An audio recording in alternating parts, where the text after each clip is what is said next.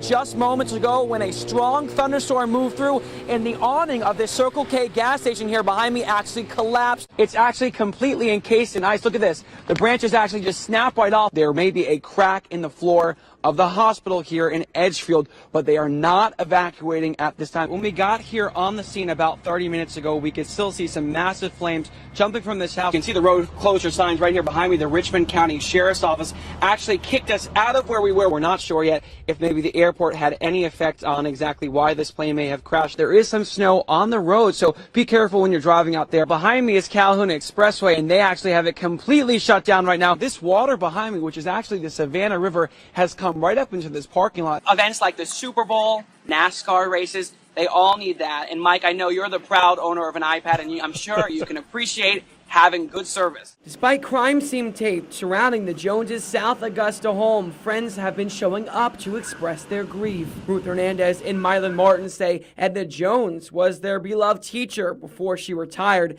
and that she changed their lives. Such a wonderful person is gone now.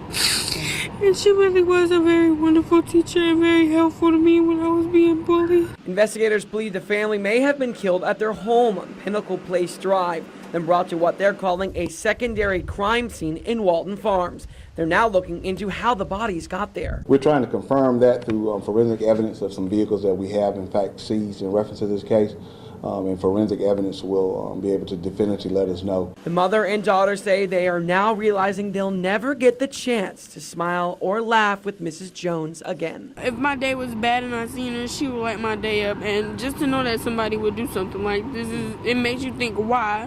Why her? Why them? And it's just hard to know that somebody would do that. It really is. That question is now in the hands of police.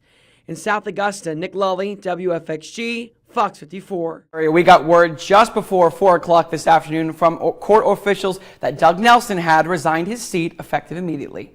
This judge basically has made it a point to make my life miserable, saying that no, I was not going to get the children back because I manipulated their minds. That's just one of several women who came forward and made serious accusations against Columbia County Magistrate Judge Doug Nelson. They came forward this year, but say in 2011 and 2012, Nelson was inappropriate with them when he worked as a guardian at Lightham on their cases. He come right out and said, you know, what was your sex life like?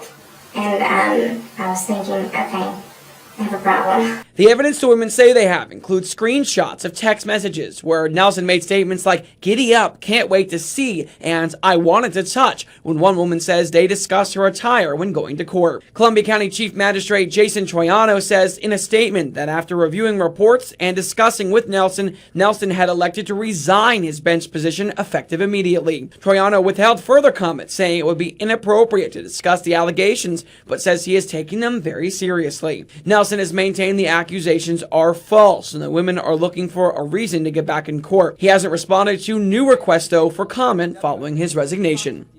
All that ice and snow, though, is not stopping some people from having a little bit of fun with it. A car took a dive off the icy shoulder of Flowing Wells Road sometime overnight. Today, it was abandoned and surrounded by police tape. Children across Columbia County taking a much more safe approach to a day off from school. Now we're going to stay at home. My friend's going to come over. Her mom knows how to drive in the stuff. Yeah, we don't know how to do that. Definitely a good idea for Citrus Lopez and her family after what happened just across from their house. I came outside, played with my dog a little bit, and we've been doing snowball fights. I tried to sled. It's kind of hard. Over in Harlem, a steep hill behind the high school making the wintry fun a bit easier. This is where we normally hang out for the afternoon on snow days. Because snow is such a rare sight in the CSRA, Raven Truitt and her posse plan to be on the slope sun up to sundown. This is exciting, so we don't get this very often, so we make the most of whatever we get when we get it. That seemed to be the common theme among people I talked to today, enjoying the snow before it all melts away. It's a lot of fun seeing snow because you live in Georgia, so there's no snow, and if you see snow in Georgia, you're really lucky because it snowed everywhere else in the country except for Georgia. Now, the good news out here in Columbia County is that during the height of the storm, they were actually able to keep most of the roads passable. We had some isolated cases like that car that slid off of Flowing Wells Road and also on some of those icy bridges and overpasses, but they fared pretty well now as we go into the overnight hours with temperatures that keep plummeting. We're expecting possibly black ice to form on the roads in some patches, so we're going to keep an eye on that. Columbia County crews are going to keep an eye on that, and we'll keep you updated as the night goes on and into the morning of any rough spots out there on the roads. Live tonight off Flowing Wells Road, Nick Lulli, WFXG, Fox 54.